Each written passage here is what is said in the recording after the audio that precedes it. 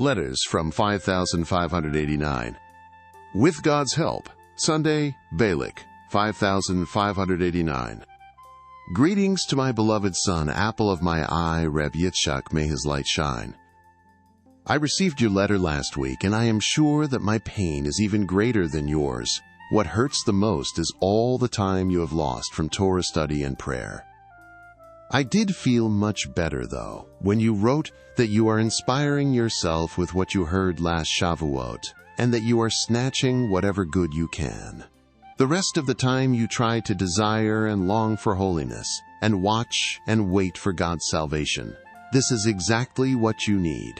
Even after all these troubles pass, with God's help, and you can go back where you belong, devoting yourself to studying Torah day and night as before.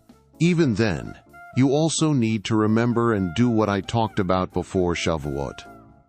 Each day has to have some interruptions and disturbances, because, while each day has its own particular good, there is also a barrier surrounding that good.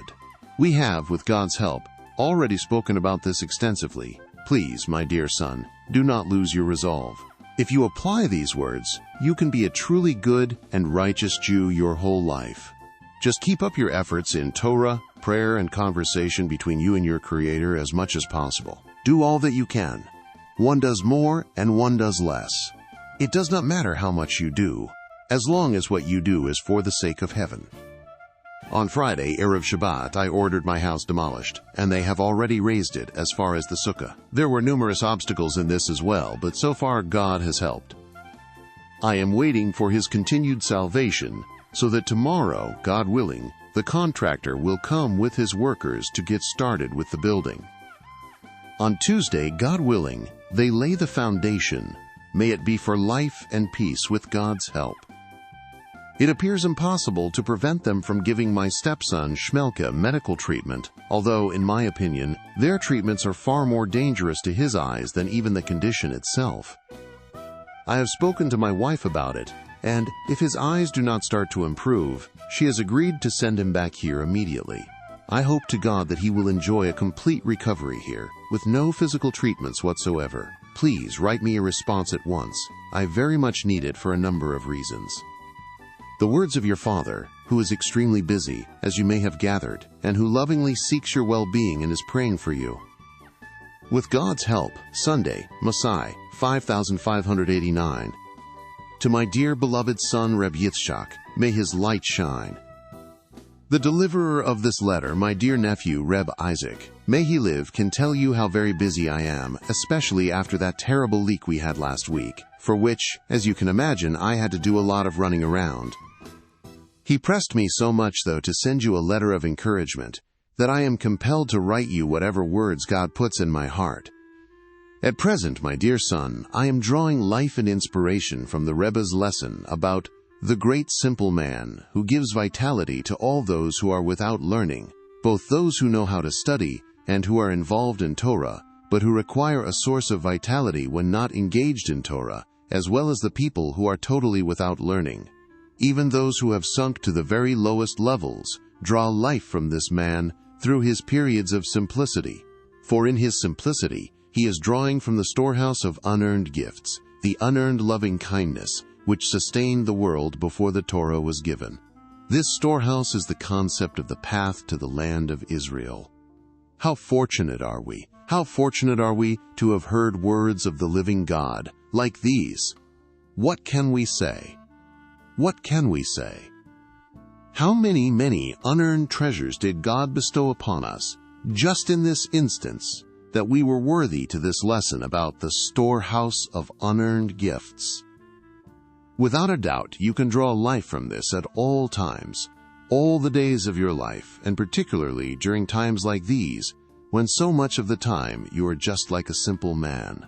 You must remind yourself constantly, whenever you are not involved in Torah, that there is a great simple man who revealed this lesson. It sustains everything, even those who never heard it and know nothing about it. It even sustains his opponents. How many countless times more does it sustain us who are worthy to hear all this from his holy mouth and from his holy books? We certainly can draw vitality from this always. There is a very great deal to be said about this, but time simply will not permit. His books are sitting in front of you. Go look into them and you will find everything you need. Look particularly at this holy lesson, because you are very much in need of it right now. The key is belief. You must believe at all times that God created all that exists, according to His will, with 10 utterances. Within these 10 utterances are concealed the 10 commandments which, it is known, contain the entire Torah. Therefore, no matter what a person is doing, be it physical labor or sitting in his store, he must know and believe and remember at all times that this too contains Torah, the Torah which is concealed in the 10 utterances, with which God created everything, even the products in His store. For God created everything with the 10 utterances. Remember this well and really take it to heart. It is your lifeblood, that through the power of the great simple man, we can receive from the storehouse of unearned gifts. If you inspire yourself with this at all times, even over extended periods of separation from the Torah, no matter what arises, I trust God that, through the separation itself, you will return each time to your learning of the Holy Torah and to prayer with new eagerness and desire. Then everything will turn into good. The key is always to keep yourself happy. So trust God that everything is for your ultimate good and that you will soon be rescued, with God's help, and be able to send me news of the great kindness He has done for you. In the meantime, forget all the worry and frustration which is so troubling and distracting, God forbid. Just cast your burden on God, and He will support you. He will send you and all those dependent on you whatever salvation you need. The words of your Father waiting for your salvation. With God's help, Monday, Devarim 5589. To my dear distinguished son Reb Yitzchak, may his light shine, peace and all good. I received your letter last week. I was so happy to read that my words left an impression on you. This is my greatest reward, to hear that, by God's great loving kindness, the words of the brook which flows forth, the source of wisdom, are having their effect. At present, I haven't a free moment, as the deliverer of this letter will tell you. You will find enclosed a letter from Reb Nachman, which should serve to inspire you with good news from your friends. It will also show you God's salvation and how He never abandons us. Even if the salvation seems slow to arrive, we still have to wait for it. For everything has its time, and there is nothing to do but wait. People must suffer a great deal in this world. The key is to wait patiently for God to save you and not to question His ways at all. In the end, He will rescue you from everything. We must carry out the sages' words in their plainest sense and get in the habit of always saying, all that God does, He does for the best. You see, this is true with all that has happened to your brother-in-law. And while I truly felt for all the suffering he endured, because the pity on him is very great, all the same, God is just and no one tells Him what to do. Without a doubt, it was all for the good. I was quite surprised, my son, to hear from my friend Reb Leibel, the son-in-law of Reb Reuven, that you had begun to ask questions about how this could be, etc. God forbid, my son, that you should begin entertaining questions about God's ways, because you haven't the slightest idea of what is taking place in this world with each and every individual. It is forbidden to question and enter into investigations. Just believe with perfect faith that God is just, and His judgments are correct, and that everything that happens is in order to give us freedom of choice. Everyone most certainly does have the freedom to choose, and everything that happens to a person, whether good or, God forbid, the opposite, is sent to him, to call to Him, to return to God. How can you judge what is happening to another person when you have no idea where he stands and what God is doing with him? Even with yourself, if sometimes you have difficulty ascertaining the significance of these messages, you still have to believe. If you do this, God will help you and open your eyes and show you how to return to Him and how to flee to Him constantly from whatever you are going through. Then He will help you and save you, fulfilling the verse, "May God the Almighty give you mercy." That is, may He give you what you consider mercy. The words of your Father, who is extremely busy and hoping for your salvation. Greetings to my dear nephew, Reb Yitzchak Isaac. May his light shine. I received your letter, and if you have eyes that can see the truth, from this too you ought to rouse yourself and draw near to God and run to Him at all times. You see the great kindness God has done for you by attaching you to us. Of all the wonderful favors that God has done for you through me, the greatest of them all is that I told you this just now, that there is nowhere to flee from the blows of this world except to God. May you always live this in practice. This is not some trivial piece of advice. It is your very life. There is much to say about this, but the time has arrived for the afternoon prayers. The young men are working hard to get rid of all the dirt and mud which entered my house from the rain. This, too, is for the best. Besides this, I have a number of weighty matters on my mind. All the same, I have to give you, and everyone, the proper response. Maybe, with all this, God will be with us, and by His great power, will allow us, no matter what happens to us, always to raise our eyes to heaven, until we are worthy of returning to Him truly and in perfect sincerity. The words of your uncle and friend, who desires your good and success in this world and the next, forever. With thanks to God, Thursday, Ikev, 5589. Greetings to my dear beloved son, Reb Yitzchak. May his light shine. God bless you, my dear son. How happy you made me when you reported your salvation in the letter I received today. May I always hear good news from you, from all of our comrades and from all Israel.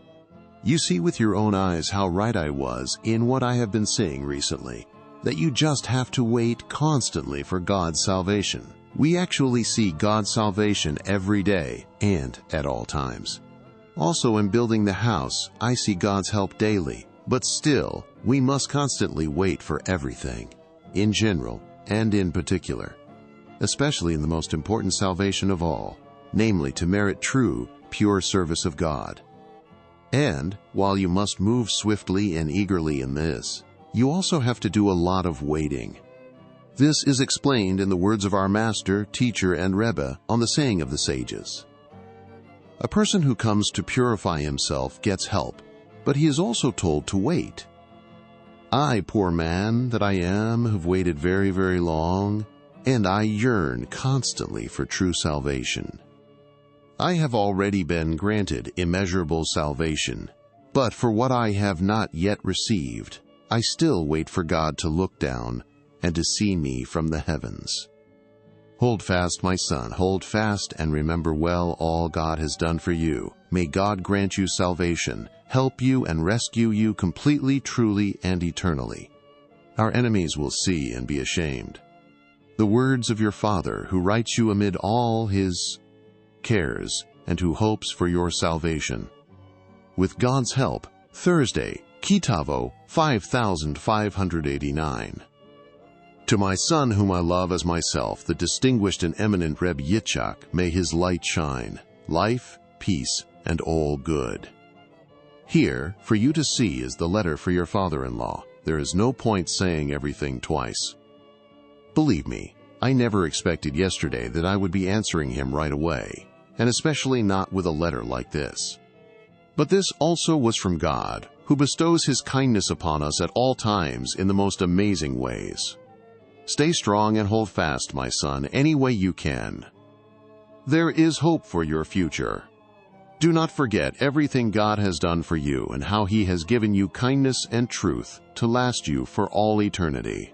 I hope to God that He will bestow even further kindness upon you and give you even greater success.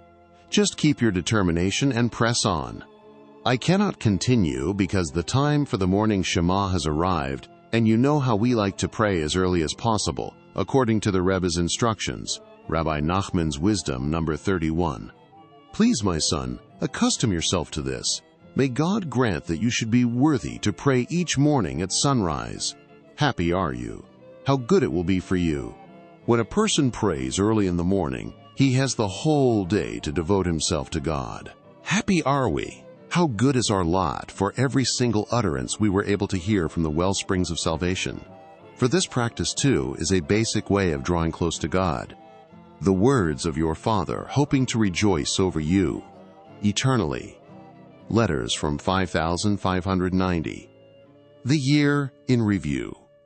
Until this year, Reb Noson was accustomed to rent quarters for the annual Rosh Hashanah kibbutz gathering in Uman. For Rosh Hashanah 5590, with the teachings of Breslov spreading throughout the Ukraine, so many people came that there was no longer any possibility of renting a large enough place to hold the ever-increasing number of followers. The Breslover Chassidim were left with no option but to build their own synagogue, which was known as the Klois. There were numerous difficulties, however. First and foremost, the community was quite poor. Second, as the Breslover community grew, the opposition to them and their ideals also increased. Disputes between the Chassidim of other groups and the Brelovers became a common occurrence, sometimes with ugly results. Reb Noson, as the de facto leader of the Breslover Chassidim, became the prime mover in the building of the Klois. For full details of the building of the Klois and the reasons for the rising and subsequently raging opposition to Breslover Hasidut, see Through Fire and Water, Chapter 33. With thanks to God, Monday, Behaloteka, 5590. My dear beloved son, it was during the morning prayers that your cherished letter arrived, and my eyes beheld your beautiful words. I was right in the middle of the blessing eternal love, at the words, Our Father, our merciful, compassionate Father, please show us compassion, Ahavat Olam before the Shema. When I finished praying, I looked at your letter and found your words most appropriate. You spoke about crying out at all times for God's great compassion. How sweet your words were to me, how I rejoiced at your words, my dear beloved son. My heart exulted when I saw that, thank God, the words of our exalted Rebbe are entering your heart. His words are living, enduring, and delightful forever and ever and ever. But although they are simple and straightforward, it is extremely hard to receive them. For each person has a great many mental and psychological barriers, ingrained habits, and false opinions, what the world calls sophistication, and these surround the heart and twist it, distorting a person's ability to see clearly. Their principal effect is that they weaken a person's resolve, and he then fashions himself as a seeker of truth. Many such a wise man says to himself, What good will these things do me? I know where I really stand, and what I am doing, and what is happening to me. Gradually he stops crying out and beseeching God. And, as it is written, Abandon me one day, and I abandon you too. So the days and years go by, God forbid, and he is far away indeed. Happy is the one who listens and waits at the doors of the Rebbe's holy lessons and conversations, vigilantly, day after day, who constantly begins afresh to long and to yearn with new desire for holiness, who brings these desires to his lips as he expresses himself before God, pleading, crying, and begging, groaning and sighing, like a son before his father, every day, no matter what. No matter what, even if he cannot bring himself to speak, he must fortify himself and prepare himself again and again to cry out and to beg any way he can. For not a single cry or a single word is ever lost, or even a simple wish, because no good desire is ever lost. Letters from 5590. Happy are you, my son, if you are strong and walk in the path you described in your letter, but more so must you exert yourself to the utmost always to be joyful and happy, and to learn to make yourself happy, all the ways that I taught you, looking for good points that you have been able to know about so great a light, that he did not make me a heathen, and the most basic way by silliness and jokes. I will not elaborate on this because you have already heard me talk about it a great deal. Just, for God's sake, do not forget one word of what you heard, because you are in need of it all. You really heartened me when you wrote that, in spite of your weakness, you do grab some little bit of Torah study every day. This is the way. This is what you should accustom yourself to do, and not to excuse yourself from studying Torah, God forbid. Even when you are weak or busy or subject to any other kind of barrier, God forbid, you can always snatch some good in one of the ways I taught you, to fulfill the saying of our sages. You should not feel Torah study to be an obligation, but you are not allowed to neglect it either. Grow wise, my son, rejoice my heart, and I hope to God that you will fulfill the verse, if your heart is wise, my son, my heart too will rejoice. Amen. The words of your father who hopes for your speedy and complete recovery, and who is praying on your behalf.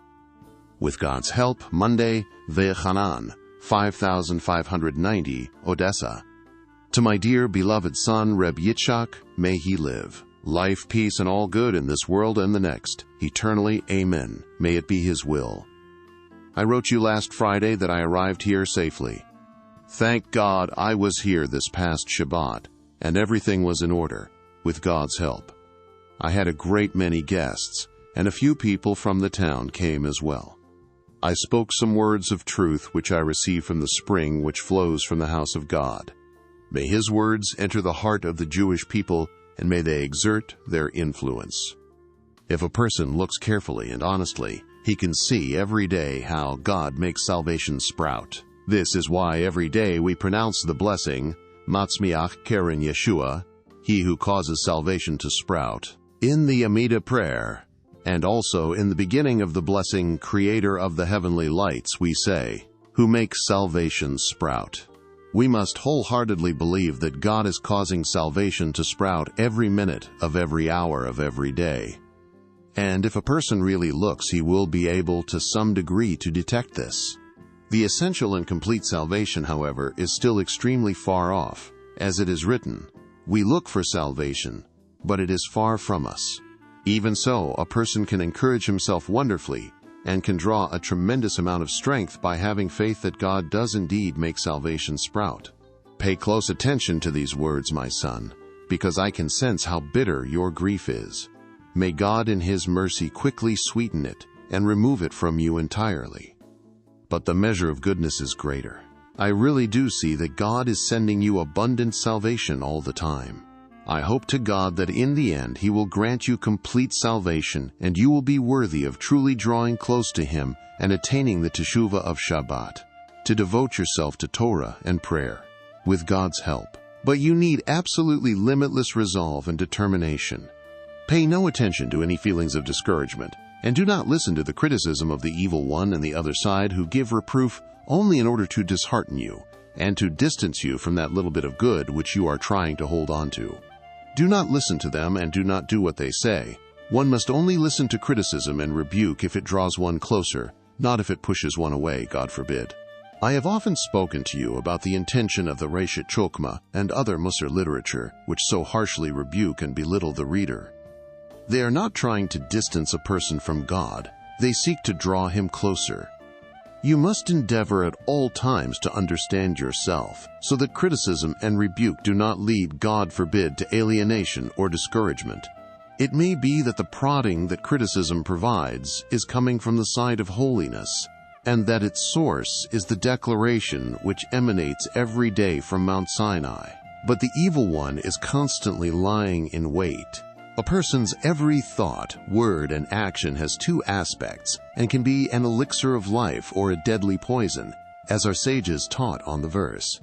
And this is the Torah you shall place before them. For one who is worthy, it becomes an elixir of life. For the unworthy, a deadly poison. You must be very careful, because much of the time the evil one takes the words of the living God and turns them upside down, and actually tries to repel and dishearten a person with them, God forbid. Therefore, one must pay careful attention to this. We have already presented numerous ways of avoiding this and encouraging and cheering yourself, in particular that incredible, awesome, and exalted method revealed by the light of lights on the verse, I will sing to God with what I have left. Study it over and over, grow old and gray with it, and never abandon it. There is nothing better. Consider it every day as totally new. View yourself each day as if you are as distant as can be from God. Then precisely by having this perspective, a person can draw life and bring himself to joy. Because Despite my tremendous distance from God, there is still a small part of me that is not evil. I really do have a number of good points from some of the awesome commandments that we fulfill every day.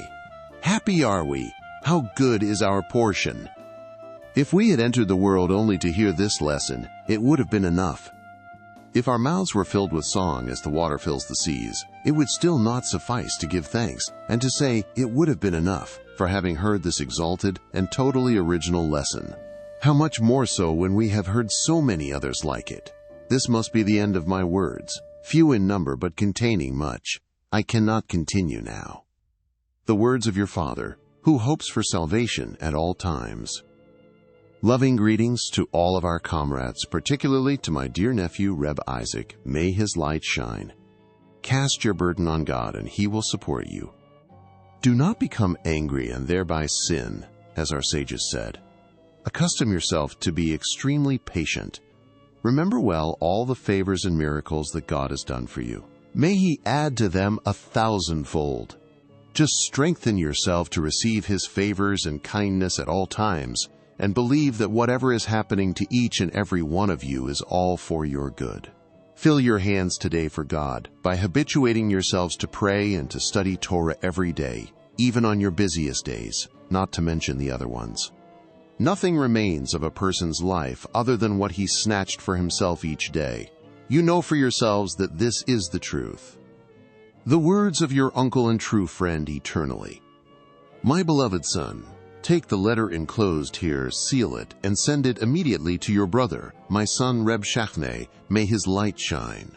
I left it unsealed so that you could read it, because I know how much you long to hear many words of truth from me. This is very good, because it is necessary to hear a great deal about these matters. Then, perhaps, we will be worthy of fulfilling our purpose in this world, the reason for which we were created. With God's help, Sunday evening before the second day of Sukkot, 5590. I received your letter, my beloved son, and I was all prepared to travel today, but the carriage driver fooled me. He hired his coach today for a short journey and said he would return any minute. I ended up stuck here the whole day, but all that God does, he does for the best, even if we do not understand how at first. I do not think I will travel now by way of Tulchin.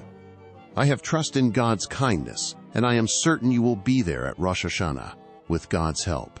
Do not forget to bring to Uman at least the money that Reb Shimshon promised.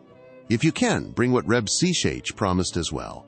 If you can also get him to come to Uman himself, good for you and good for him, because God values our Rosh Hashanah very much. Nothing is more exalted. Beyond this, peace, life, and may you be written and sealed for a good year. Letters from 5591. The year in review. In this and the following years, Reb Noson began working in earnest to build the cloys. A highlight of early 5591 was the wedding of Rebbe Nachman's grandson, Reb Avraham Ber, Adil's son, to Miriam Reitze, the daughter of Moshe Chenkis. Moshe Chenkis was a community leader in Breslov in the early 1800s, and he was part of the welcoming committee that brought Rebbe Nachman to Breslov in September 1802. He was extremely wealthy, with several government contracts for road repairs, as well as being the owner of the flour mill and other businesses in Breslov and the surrounding area. He lived in Sherovitz, a small village on the outskirts of Breslov. Moshe Chenkis was childless. Before he passed away, Rebbe Nachman told Reb Noson that if Moshe divorced, he would have children with his second wife. Though Moshe was reluctant, after several years Reb Noson finally convinced him. He subsequently had a daughter and a son. This daughter married Reb Avraham Ber. As Reb Noson began his fundraising efforts for the cloys, he encountered many difficulties. In November of 1830, the Poles staged a revolt against the Russians, making travel throughout the area dangerous. Secondly, in the same winter, a 2-month-long cholera epidemic broke out, causing a virtual quarantine of the western Ukraine. Breslov, Tulchin, and other cities in the vicinity suffered terribly, with much loss of life. May God save us.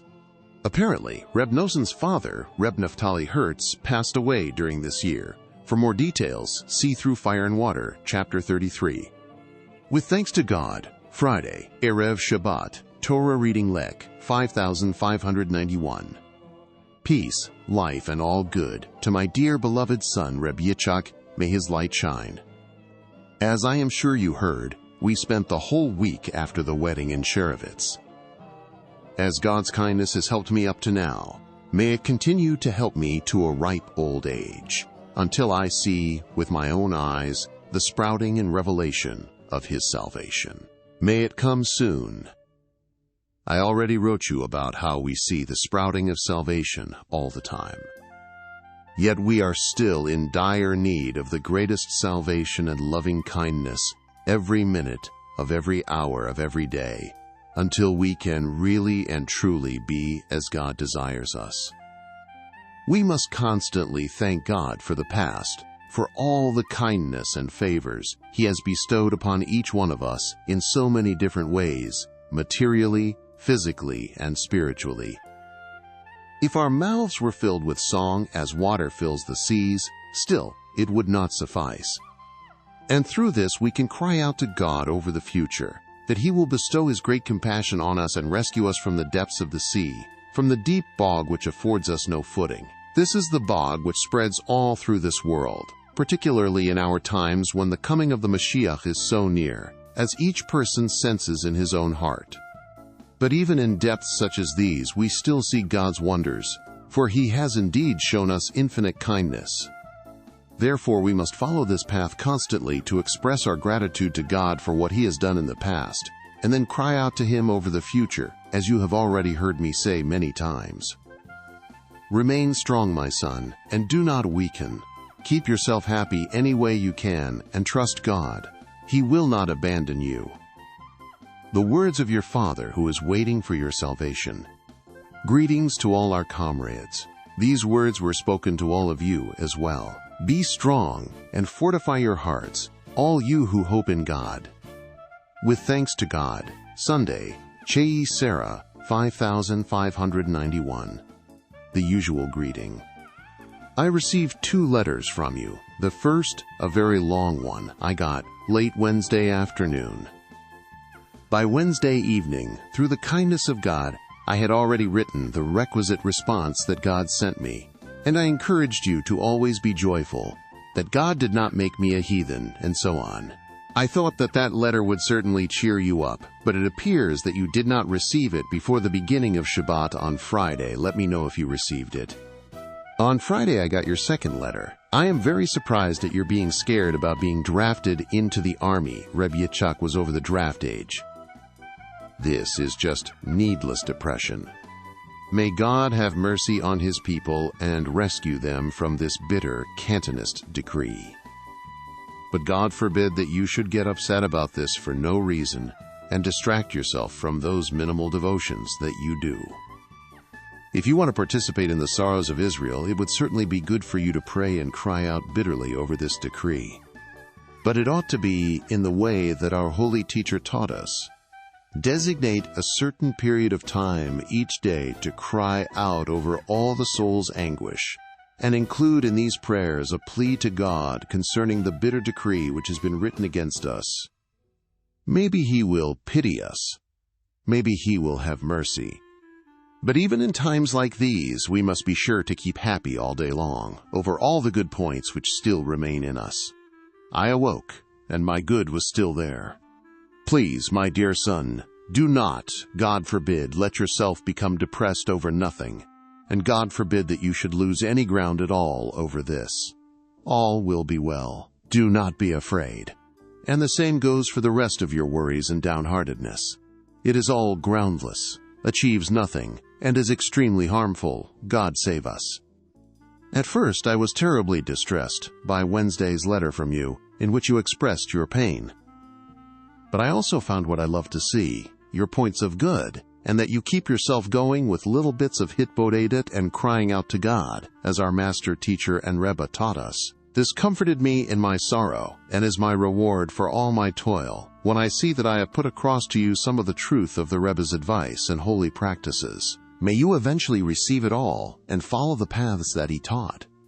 The key is to listen closely to all his words of inspiration as he encourages us and urges us and exhorts us to keep ourselves joyful at all times, come what may. And with God's help, we have plenty to be happy about, meriting as we have to know such a luminary, the light of lights, a light clear and pure, not known, not understood, and beyond all comprehension.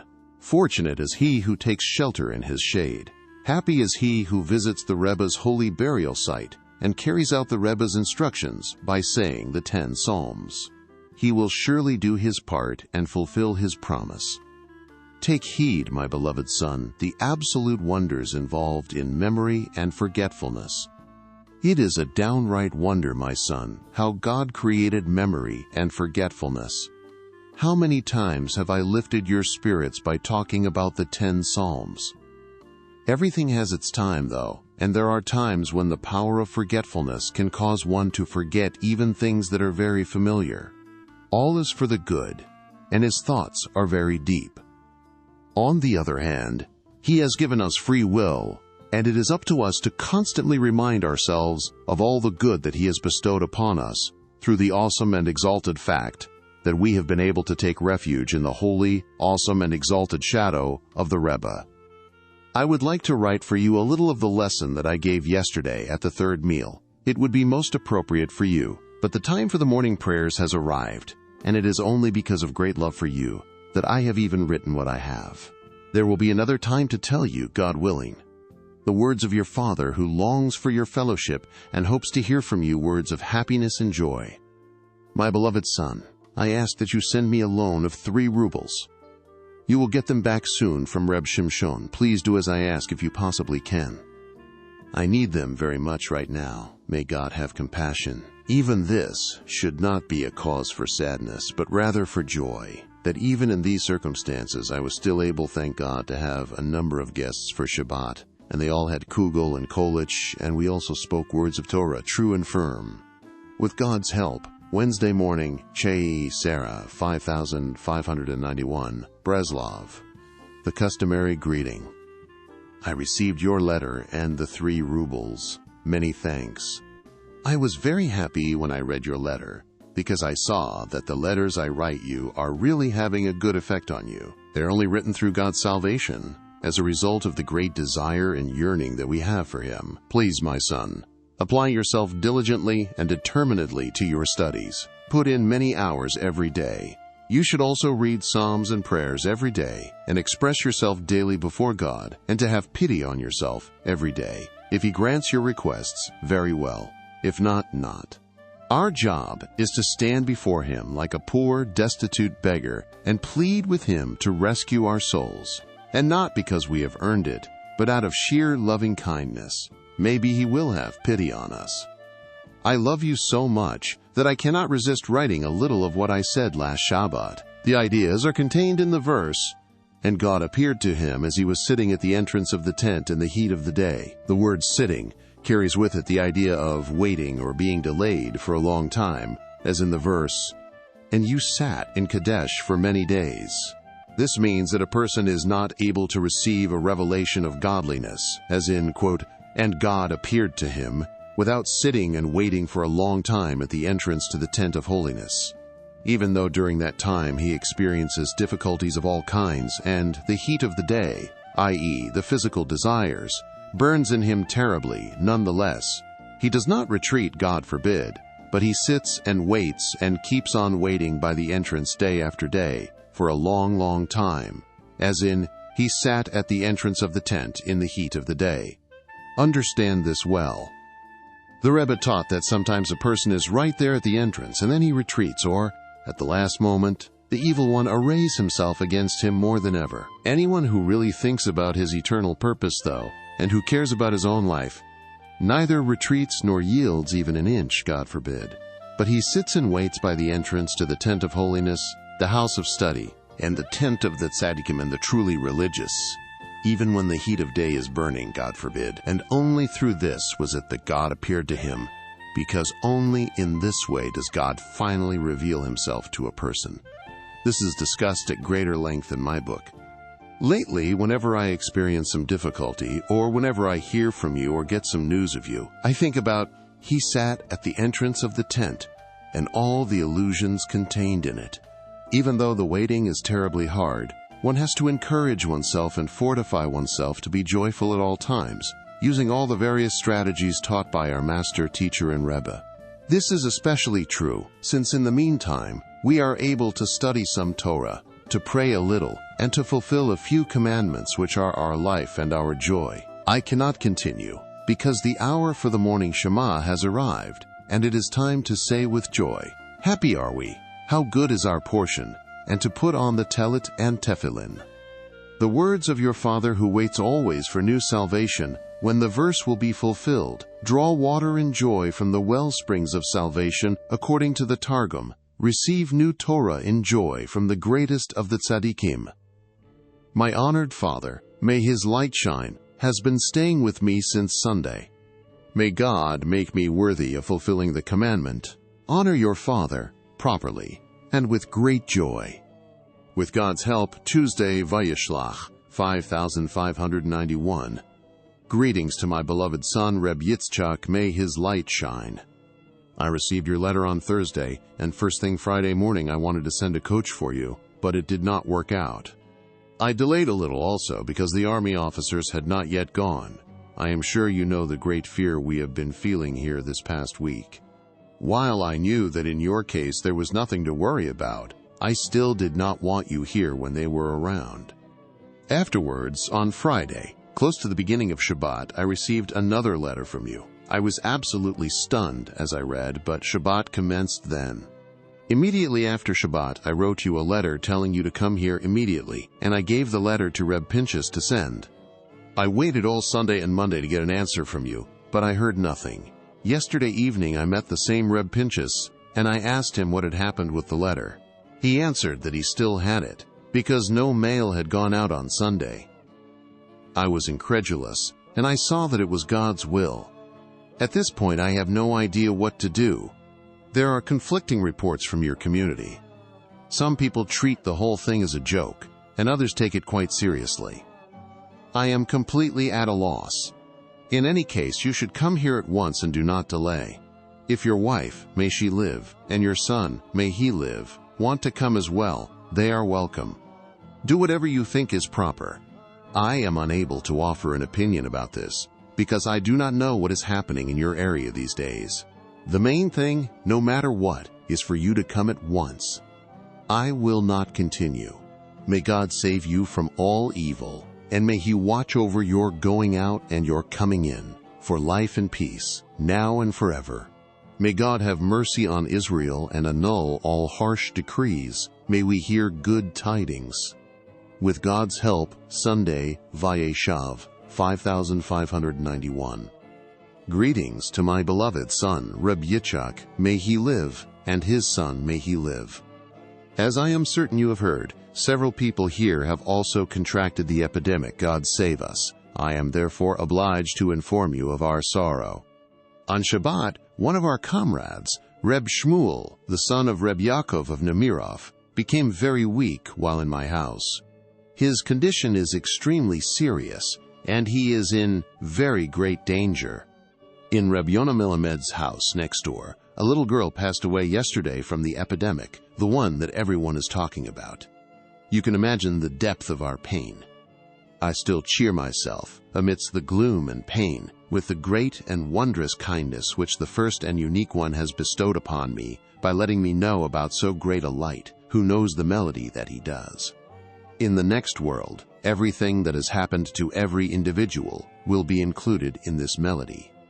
Thank God, who has helped us thus far to remember that there was and is a light like this in the world with his great kindness. We will never be ashamed. I also cheer myself with the fact that God in his compassion arranged things so that you did not ultimately come here. How great is the kindness of God! Please, my dear son, do not be distressed over this at all. Trust in God that everything is a great and wonderful favor. From the depths of my mortal pain, God has helped me uplift myself so much that if I were not too ashamed to do it, I would dance for sheer joy. For His kindness is great upon us, and the truth of God is forever. I am too pressured to go on. May God have mercy on Israel, and may He order that angel of death. Hands off! May He turn to us and show us compassion soon. The words of your Father who is waiting for salvation. With thanks to God, Tuesday evening, Vayeshev, 5591. Life and peace to my dear beloved son, Reb Yitzchak, may his light shine. My beloved son, you have already heard something of what we have been through recently. May it be His will that everything will turn out to have been for the best. I hurried to write to you on Sunday to tell you what was happening, since I knew you would hear all the outcry. But these days the letters have been held up at Reb Pinchas. Oboldun. I was there just now about another matter, and I asked him about the letter I wrote you, and about the one you wrote me. He told me that he still had the one that I gave him on Sunday. Needless to say, I was quite surprised. As I told you, the same thing happened just last week. It is all for the best, though, just as you see now that it was really a great kindness that last week's letters were delayed here, and that, consequently, you did not come. Imagine the grief, fear, and pain that we would have had to endure had all of you been here during that time. And what's more, everyone would have said that it was because of you that the epidemic broke out here, God forbid. Thanks to God who alone performs miracles that, in His kindness, He arranged for you to stay at home. May God protect you forever. Blessed, my son, is the judge of truth and righteousness, who takes souls with justice, recited when a person passes away.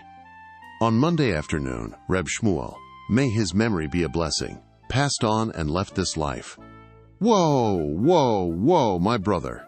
May the Merciful One fill the gaps left in His people Israel, and may He give us long, good lives. My consolation in the midst of my despair is that, with God's help, He knows that throughout everything, I tried only to do the will of heaven.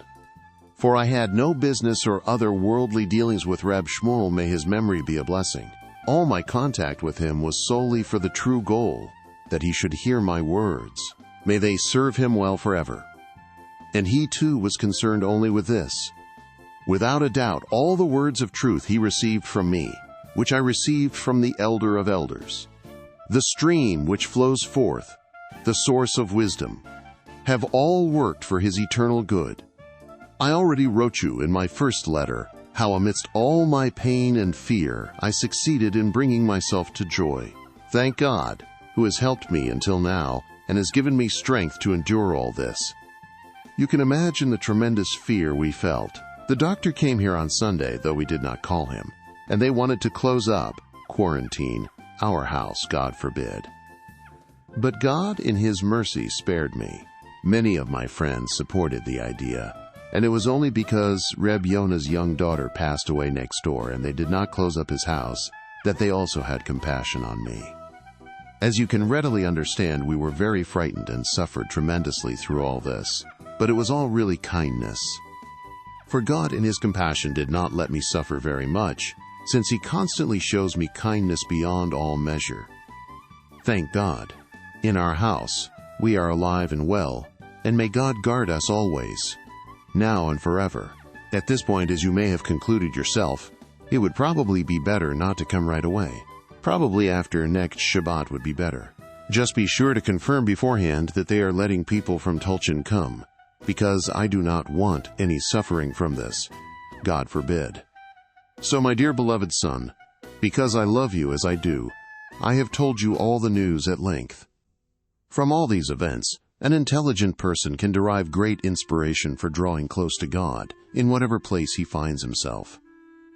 For we see with our own eyes all that a person goes through during this fleeting shadow called life. I have so much to say, but I haven't time to say it right now. God willing, when you are here, I will tell you everything in detail. Maybe you will hear and understand how, even when trouble strikes, God save us, His miraculous kindness is still working. This is the idea of, in distress, you gave me relief. That within the suffering itself can be found great kindness. I have already spoken about this a great deal, and during these days I myself have drawn much encouragement from it. Blessed is the one who gives strength to the weary who has helped me thus far. I am now absolutely convinced, thank God, that the whole world very much needs to hear and to receive from us what we received from the Rebbe. Fortunate is he who merits this. I hope, throughout my life, to tell and to teach anyone who wants to know about all the precious contents of these treasuries of eternal life, treasuries of awe of heaven, which the one who attained the epitome of holy awe, the epitome of true life, and the epitome of good, our master, teacher, and Rebbe, left in my possession. Anyone who wishes to hear will hear, because, in addition to the fact that we believe in the truth, we see for ourselves when a person's end comes, how much he was successful with each hour and with each moment, what was really important, and how much he succeeded in following the Rebbe's true path, and particularly if he spent time in Hitbodedut and visited the Rebbe's holy burial place. Take this Reb Shmuel, who just passed away. May his memory be a blessing. You knew him well. His soul left him in purity, and all the time, until his soul left him, he was speaking words of faith. May his soul enjoy eternal life. How great is God's kindness that I enabled him to have so much Hitbodedut in the fields, mountains, and caves. Reb Shmuel walked the straight path all his days, the path of the Torah, and he left the world with a good name. I hope to God, and I am sure it is so, that there, the master of the field will take him in.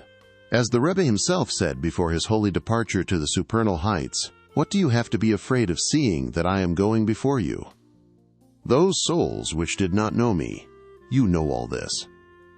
May God make your days and years, and those of our comrades, and of all Israel, long until they come to know and to realize who was in the world during these generations, and who left after him such lessons, conversations, and stories. The story of the 7 beggars in particular. Happy are we, how good is our portion, life and peace. The words of your father, hoping to see you soon. But wait a few days and investigate the situation, as I said above. Most likely I will write you again about this. It is God who makes a man's steps firm. May we do his will. My house is completely open now, Baruch Hashem. About the noble Reb Shimshon, may his light shine, I have nothing at all to say or write at the moment. As you can understand, my mind is not yet clear after all that I have been through recently. If you want, speak to him yourself. If you prefer, show him these letters from me. You can do as you wish, because the letters need not be kept from him. For though he has not yet been with us for Rosh Hashanah, his heart is with us. I have a great deal to say to Reb Shimshon, may he live, but he has not yet taken the initiative to come and talk to me. In fact, I think he was here recently and never came to see me, so I can neither speak nor write to him all that is in my heart. May God, who is good, let him see the truth and renew his days with goodness. May he never leave us, God forbid, and let him be counted among us always, forever and ever, eternally. Amen. I also received the olive oil. May God give us the merit of fulfilling properly and completely the commandment of kindling the Chanukah lights, and may he enable us to draw much holy oil and to kindle the lamp. If all the seas were ink, it would still be impossible to explain the full meaning of the words I just quoted. With thanks to God, Wednesday night, Rosh Chodesh Tevet, 5591. The usual greeting. I received your letter, and I was delighted to see that my words are making an impression on you. You revitalized me with your words until you aided me in my devotions as well. Thank God, who has helped me thus far. I do not know what to write you now, because I had expected to see you here on Shabbat Chanukah, but now, given the latest reports, I do not know if you will be able to come or not. The situation is not very good here either. I am sure you heard we lost 2 people here today. May God have mercy and make things better from now on. At the moment, I am too busy to write very much. Besides, I do not even know if you will receive this letter at all. Still, you wanted a letter from me so much that I had no choice but to write you these few lines. Thank God, all of us here are well. Adil, my son Shachnei, and the Rav, Reb Aharon, the Rav of Breslov, may they live, and their families may they live, are all well. All our comrades are well too, Baruch Hashem. May God guard us, our town, and all Israel forever. Please, my dear son, be sure to remember God at all times, and to remember His endless beneficence and kindness. For without a doubt, God is just in all His ways. He will surely guard His people Israel now and forever, and will order that angel of death. Hands off. I have already written you more than I intended, and I really do not have the time. Please do not upset yourself always waiting for a letter from me, because at the moment, as you know, it is very difficult for my letters to reach you. I will try to find a way. You do your best to write me as often as you can. Just don't waste time waiting for my letters. Trust God and do as the verse, "I long for your salvation," says. Keep yourself happy, because as everyone knows, at a time like this it is more important than ever. Even now, thank God, we have plenty to be happy about. May God sweeten the harsh judgments and remove them from us and from all Israel, in the merit of the holy tzaddikim, who lie in the earth and through whose merit we live. The words of your Father who lovingly greets you and is awaiting salvation. Greetings to all our comrades. With God's help, Sunday, Vayegash, 5591. Greetings to my son Reb Yitzchak, may his light shine. On Thursday, I sent you a letter which you have probably received by now, and without a doubt you have heard about what is going on here. May God show us kindness from now on. The carrier of this letter will tell you the whole story. God have mercy. God have mercy. Thank God we are all alive and well. May God protect us now and forever. What is there to say? We are in a time of great suffering. On whom can we lean but our Father in heaven? On Shabbat Chanukah, we had no guests other than Reb Nachman, may he live. Reb Isaac from Ladizin and Reb Yaakov, Reb Ber from Ladizin's son-in-law, were so scared that they left here last Thursday in a panic. All that God does is for the best, though. Nonetheless, God helped me, and yesterday at the third meal I spoke amazing original words of Torah, which thousands of people could have come to hear. But who can fathom the greatness of the one who formed the creation and the way he directs each generation with loving kindness? This is particularly true for our generation, seeing that we have been privileged with such treasures. But the barriers are just so enormous. Without a doubt, though, it is all for the best, and God will accomplish all in the end. Even now He does His will at all times. Who can comprehend His unceasing miracles and the ways He bestows His kindness?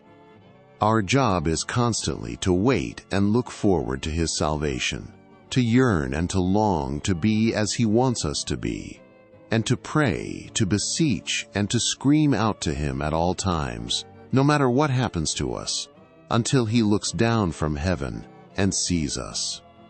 Now you see, my dear beloved son, what can happen to a person. In previous times they thought there could never be greater afflictions and barriers than their own.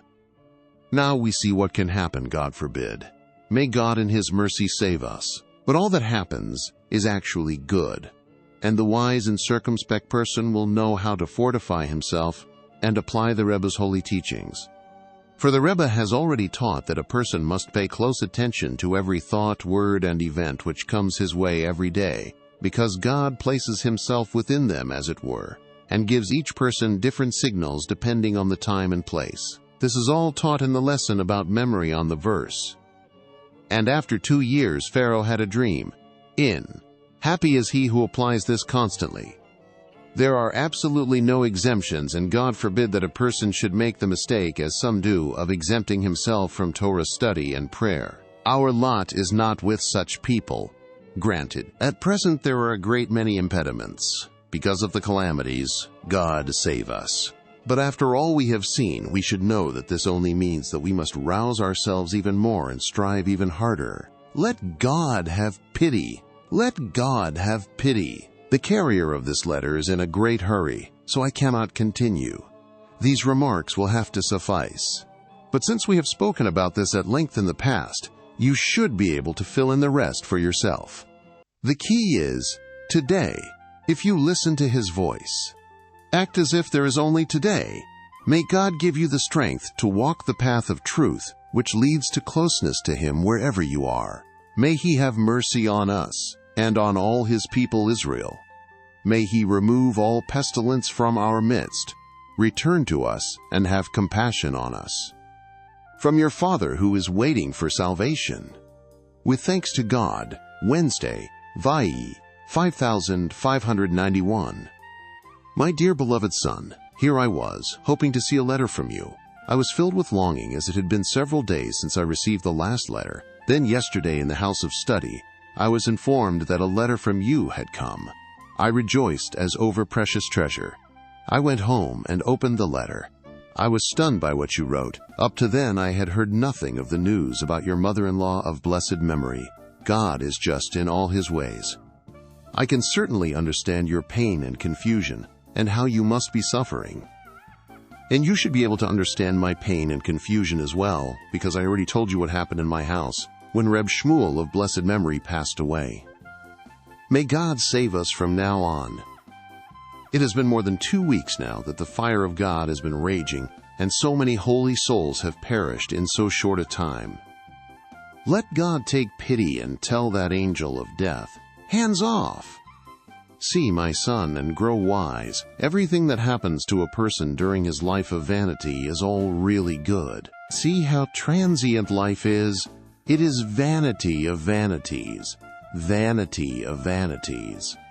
If Kohelet King Solomon said vanities 7 times, we should say it thousands upon thousands upon thousands of times. Look, my son, what can happen to a person in his life?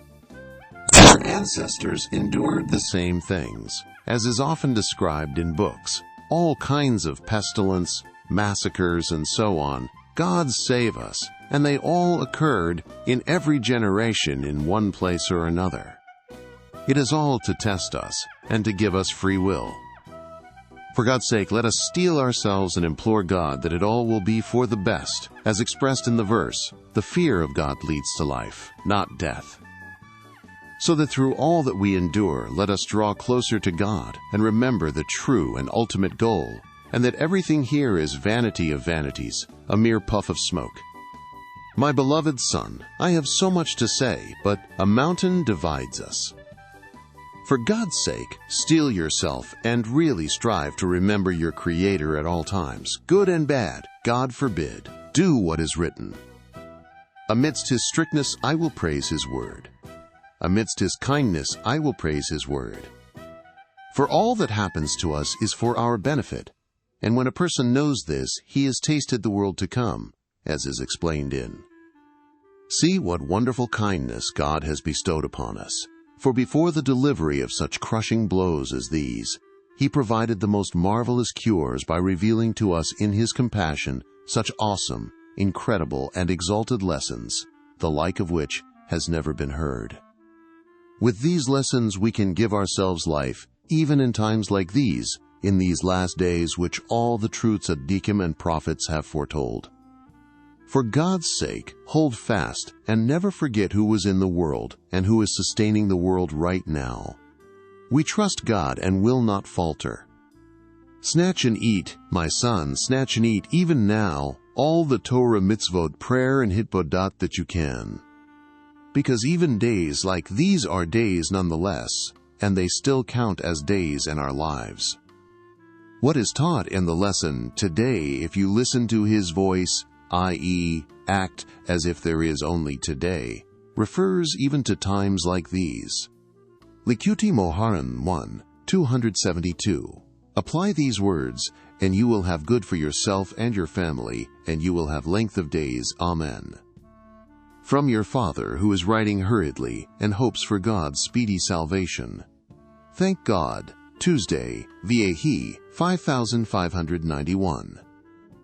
My dear beloved son, I sent you a fairly long letter yesterday with Reb Mordechai, Reb Yaakov's son. At the moment, the suffering and distress are so overpowering that I cannot utter a word.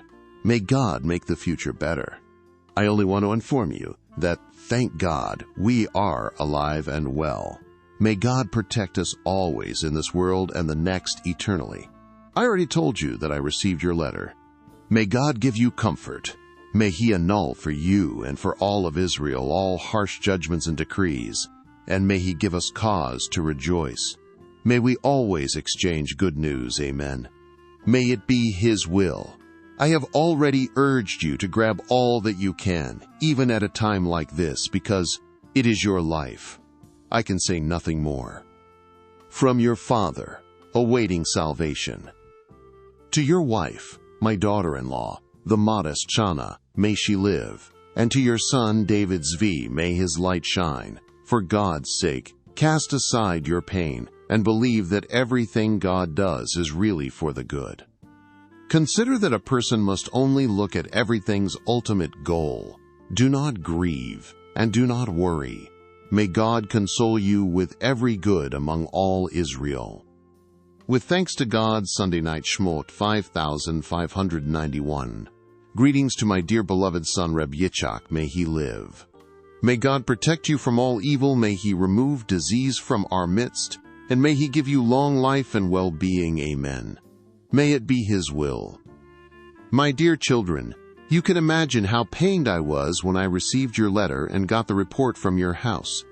It was one after the other. May God take pity. For who can help us now but God? All we can do is to keep on begging Him, and perhaps He will take pity. You have probably heard about the situation here. According to some, it is even worse, God forbid, than in Tulchin. Many have been lost. Let God take pity. What advice can I give? There are rumors every day that a quarantine is going to be imposed here.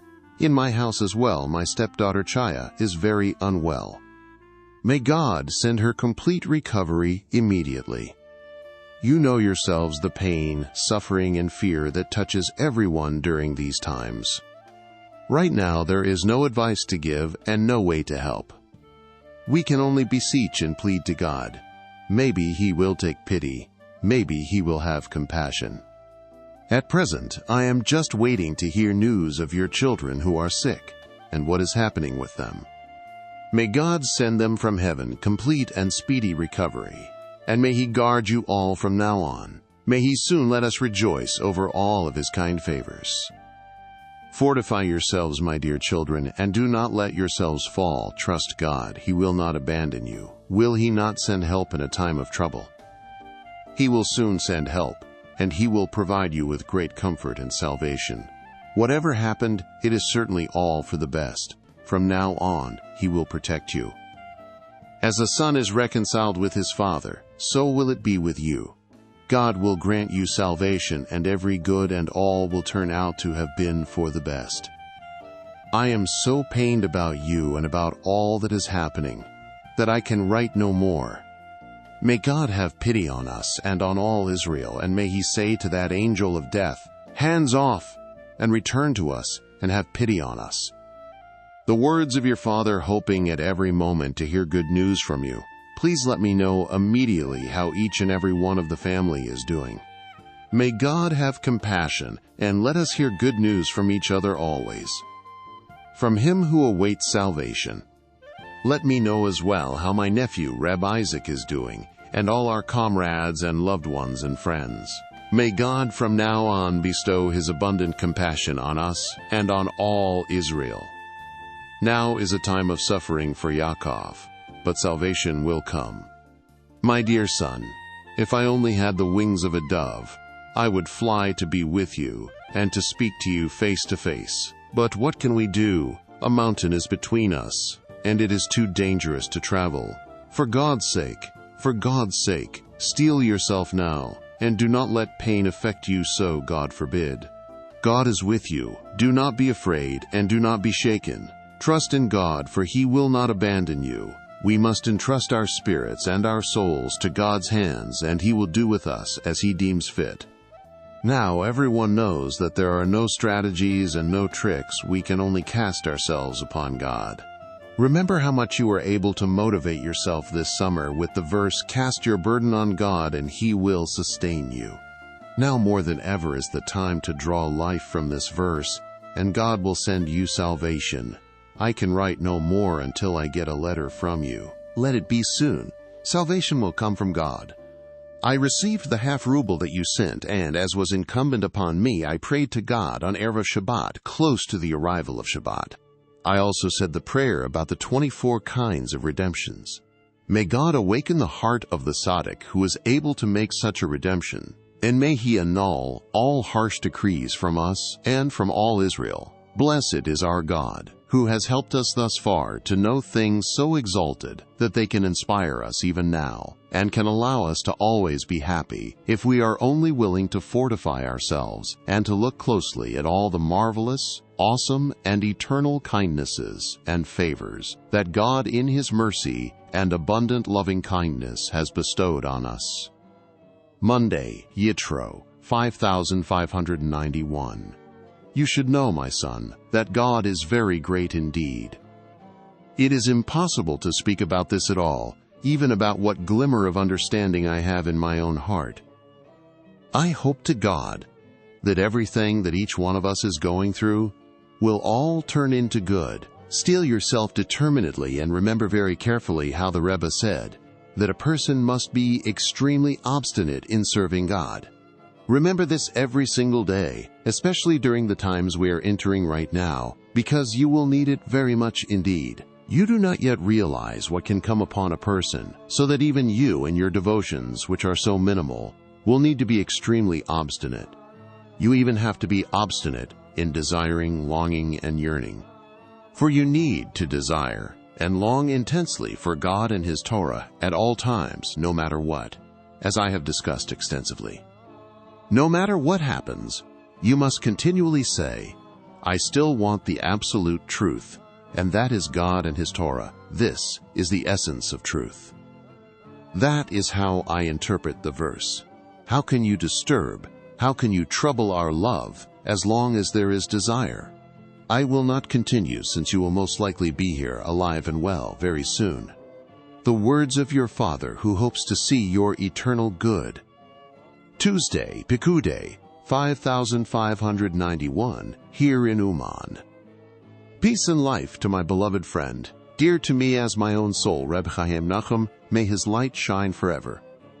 I just now heard that a letter from you had arrived, and that your father-in-law passed away. May his soul attain eternal life, and may God give you comfort. My love for you compels me to write you these few lines to tell you that, thank God, I arrived here safely yesterday, and that, thank God, all is well. I am very upset with you, though. You threw your sister onto Adil, may she live, and then you gave her orders forbidding her to marry a simple man, insisting that she only marry someone who was learned. How could you do such a thing? If you want to marry her to a Torah scholar, you take her into your house and take responsibility for her, and then you can do as you wish.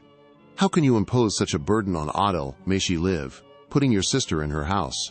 You know things are difficult enough for her as it is. Then you want to keep your sister from marrying until they find her a Torah scholar.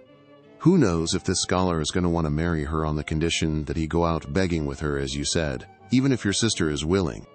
And the fact of the matter is that your sister is not the least bit willing. Although the sages said, a man should sell everything he has to marry his daughter to a Torah scholar, you haven't sold anything and you don't have anything to sell. Why don't you remember what else the sages said? When your daughter comes of age, free your slave and marry her to him. What's more, you threw her without permission into the house of Adil, may she live, and then you attach provisions like these. You have acted very foolishly, my dear brother. Your sister had what I considered a good, respectable prospect offered her, and because of your conditions, the whole thing was ruined. Your sister agreed, and you spoiled it. I will explain what happened when we meet, God willing. See to it that you rectify this immediately.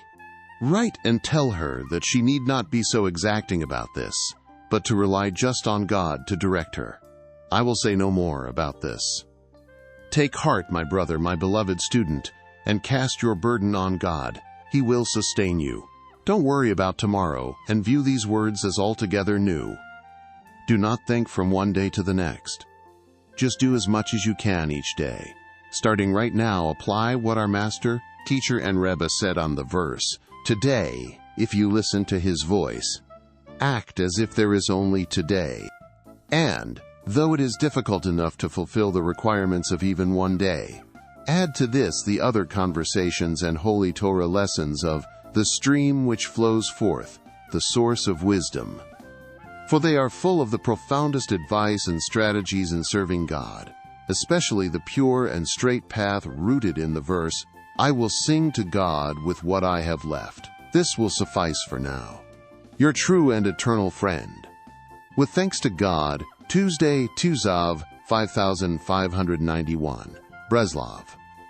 Greetings to my beloved son, Reb Yitzchak, may he live. I received your letter. I arrived safely home yesterday, Baruch Hashem. The roads were bad because the snows were melting, and we had a lot of trouble traveling. From the Monday of Pikudei until the Monday of Vayikra, which was Erev Rosh Chodesh Nisan, I was in Uman, and I spent last Shabbat in Ladazin. While I was very distressed by your letter, in which you cry bitterly over the great floods which constantly inundate you, may God have mercy on you from now on, there was one thing which really made me happy. I saw that, with God's help, your heart is strong in its great desire and yearning for God and His Torah. This is extremely valuable. May you continue to yearn and to long intensely for Him all your life, because God values these holy yearnings and desires them very much.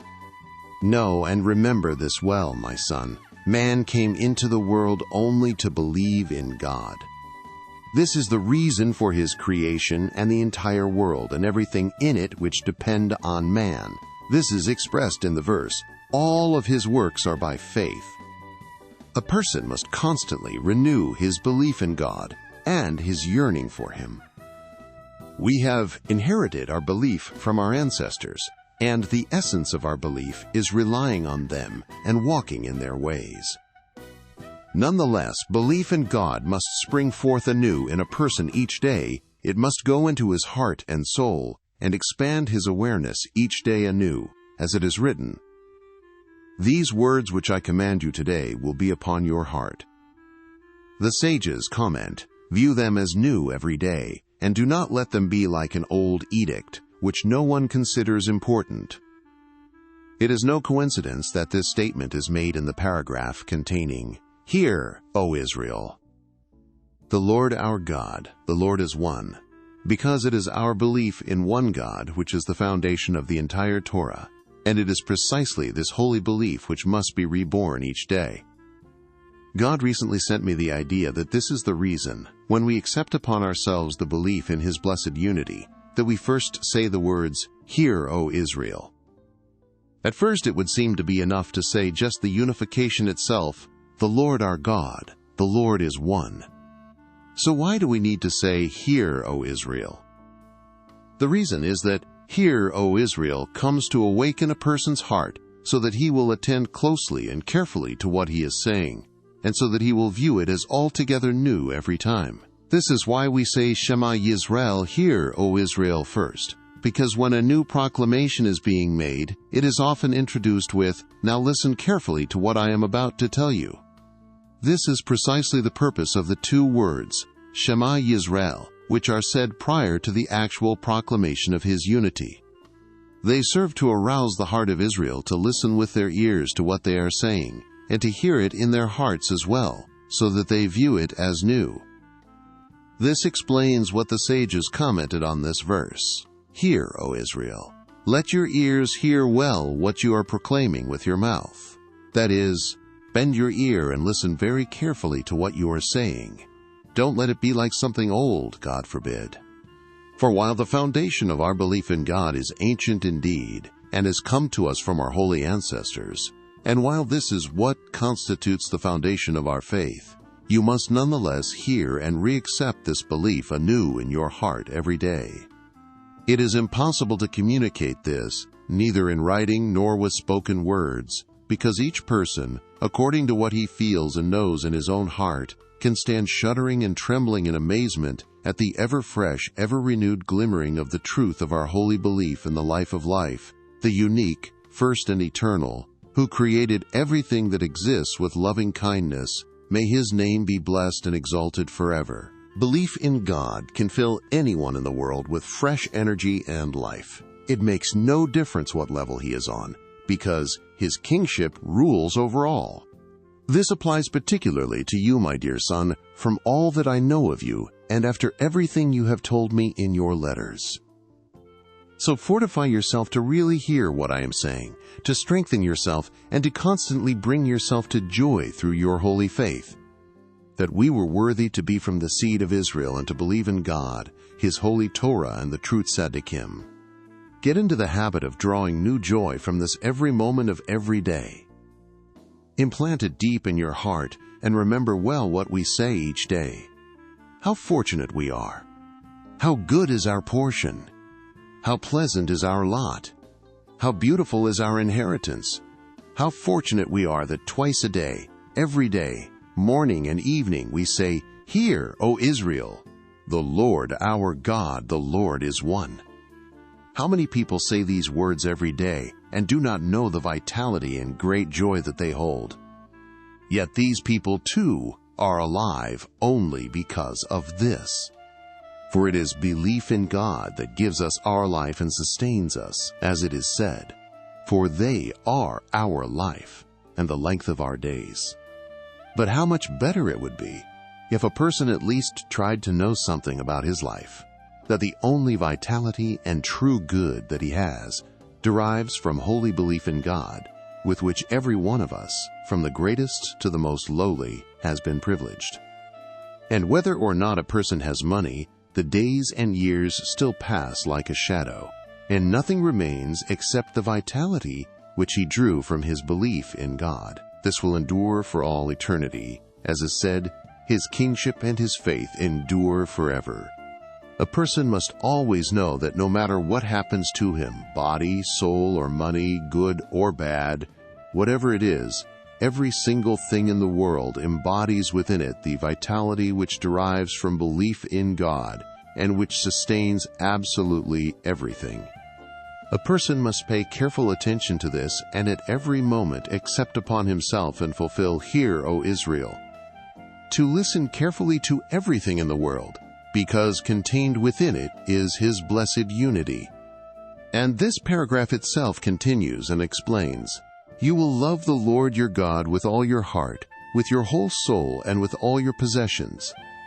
And these words that I command you today will be upon your heart, when you are sitting in your house, or walking on the way, or lying down, or getting up." That is, a person needs to hear a declaration of his belief in the one God, may He be blessed, through everything that happens to him. For a person can cleave to God through anything in the world, as our master, teacher, and Rebbe has written in many places. I cannot continue, and besides, it is time for the afternoon prayers. May God give you the strength to grab much Torah and prayer, charity and good deeds from this passing shadow, so that you may have eternal good. The words of your Father, who hopes for your eternal salvation. With God's help, the night after the great Shabbat, preceding Pesach, 5591. My dear son, I just sent you a long letter on Friday, which I am sure you enjoyed. Thank God, that letter, which I wrote you, has already benefited me immensely. Attend closely to its words, and you will have eternal delight. At the moment, I have nothing new to tell you. I just want to wish you great joy on the approaching holy festival. May you merit complete renewal, and may you go from slavery to eternal freedom, from leaven to matzah. May you no longer ferment your mind, God forbid, with the least thought of anything which is not holy, not to mention with bodily cravings or thoughts of sin, God forbid. May you be able to fulfill, castigate the beast of the marsh, as interpreted in Lesson 5, and so attain joy. Amen. May it be His will. The words of your Father, extending loving greetings. With thanks to God, Sunday, Metzora, 5591. My dear beloved son, I sent you a letter on Thursday, the day after the festival, which you have probably received by now. The time for the morning Shema has arrived, and I am about to go and pray. Loving you as I do, though, I wanted to let you know that all is well with me. You will be getting a letter from our friend Rebbe Nachman. He really uplifted me when he reminded me about the unreality of time. We have to apply this idea in our lives, since in reality there is no such thing as time at all. I will write you more on this soon. With thanks to God, Sunday Kedoshim. Greetings to my beloved son, Reb Yitzchak, may he live. I received your letter last week, and at the moment I am afraid that the carrier of this letter, my friend Reb Chaim, is going to leave. I am therefore writing very quickly in the middle of the morning prayers, before Ashrei and Yuval Etzion. I do not know what to write you. I am sure you have heard that the apple of our eye, the dear Reb Avraham Ber ben Adil, may he live, has been very weak for over a week now. Thank God he seems to have taken a turn for the better. May God sustain him and may he soon enjoy a complete recovery. As you can imagine, we have been suffering terribly over this. As a result, I was not able to seek a traveler last week with whom to send a letter to you. The draft committee from Nemirov has already taken away 8 boys, and 1 soldier has stayed behind. May God soon have mercy on his people. It is too excruciatingly painful and bitter even to talk or write about this. Let God have mercy on the remnant of his people Israel, and let him place in the heart of every one of us the ability to look at himself very carefully indeed, and to see that even with wave after wave of trouble and pain, the evil one is still dancing among us, and he refuses to give us any respite at all to collect ourselves and think about our ultimate purpose. What can we say? What can we say? What can we say? I considered my ways and I turned my feet toward your testimonies. There is nowhere to run except to Torah and prayer on the true straight path which we have drawn from the wellsprings of salvation. Even now we must console ourselves and rejoice in our hearts at the greatness of God's miraculous salvation. For the Master of Mercy has indeed shed his kindness upon us abundantly, because even before delivering the blows, he has provided us with their remedy. If God had not been on our side, Psalms 124:1, we may very nearly have lost all hope, God forbid. Therefore we must praise the Lord of all every moment of every day, and we must rejoice in what he has given us. Through this joy itself, we will be able to express ourselves before God, like a son seeking forgiveness from his Father. For in his kindness, he has already drawn us close to him like cherished, beloved children, and has shown us beautiful, precious treasures like these, such lovely, amazing, and incredible riches. I have enclosed here a letter I received from our friend Reb Isaac from Ladadizin, so that you can see how deeply the members of our group sincerely yearn for truth, and how they long to go to the land of Israel, and so on. I have already written him a fine response. God willing, if you are in Ladazin, ask him to show you my letters. I ask you please to save this letter, because I hope to God that my letters will be highly valued in times to come, God willing. For they all revolve around one central point of pure truth, to yearn and to long for God and his Torah, for the true tzaddikim and their holy paths in devotion. How fortunate am I to have merited this. May God be with me and allow me soon to bring my good thoughts to fruition, to take them from possibility to reality, that I may never ever be disgraced or ashamed. The words of your Father, hoping for salvation. With God's help, Wednesday, Bechukotai, 5591.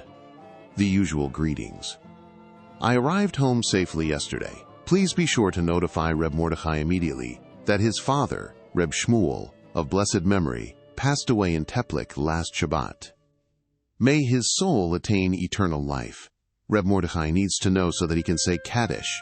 May God soon send him comfort. I do not have time to write a lot now. May God help you understand the hints contained in everything in the world and how you can draw closer to him through them each and every day. According to the person, according to the place, according to the time. every single thing that happens in the world. Whether life or death, rising prices or falling prices, poverty or wealth, or any other occurrence or incident that happens in the world, globally, nationally, locally, or to an individual, all happens only in order to remind us of God. He, in His wisdom and mercy, is the cause of everything. And everything is for our eternal good, because through everything we can know Him each and every day. For God is indeed working His will right now, and will continue to work His will, as Rashi explains on the verse. And you remain on high forever.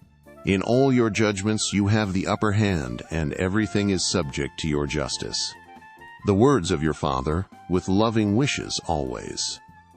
With thanks to God, Sunday morning, 5591, the 40th day of the counting of the Omer. My beloved son, it is time for the morning prayers, but I am writing you now out of my great love for you. I received your letter, and I am very pained by the suffering and depression you keep expressing in your letters. I have already written you a great deal, and these letters certainly contain enough for you to console yourself and to bring yourself to a state of joy at all times, regardless of what happens to you. Was it for nothing that I explained to you 1,000 times that every person is filled with suffering? As it is written, man was born to suffer. There is no consolation and joy and vitality, except for the various good points which we manage to grab every day. We put on the talit and tefillin and study Torah a little or a lot, and we pray and we perform several mitzvot. And we were privileged to know about a light like this. Please, my dear son, remember this and do not forget it. And remember well at all times the great and awesome kindness that God did for us by bringing us close to a light such as the Rebbe, by whose name we are called, thank God. Get into the habit of applying what I told you. Each time you pray, thank God for the past, and then cry out to Him over the future. Speak your heart sincerely before God every day without fail. For God's sake, grab and eat. Grab and eat. Torah, prayer, hitbodedut, and good deeds. Do not pay the slightest attention to anything that is happening to you. Here, our ability to forget can be extremely beneficial. You must totally forget everything that has happened up to the present, and the future is totally concealed from you. Particularly when you are praying, you should see yourself literally as newborn, and as if the present moment is the only time there is. Do not think at all of past or future, even about spiritual concerns, and obviously not physical or monetary ones. Make this a habit, and it will serve you well. You will be able to pray and to grab much good every day. For God's sake, be strong and bring yourself to joy in all the ways you have heard from me. Hope to God, and He will save you. He will never abandon you, because His loving kindness is without end. The words of your Father. With God's help, Thursday, Bimidbar, 5591. My dear beloved son, may he live.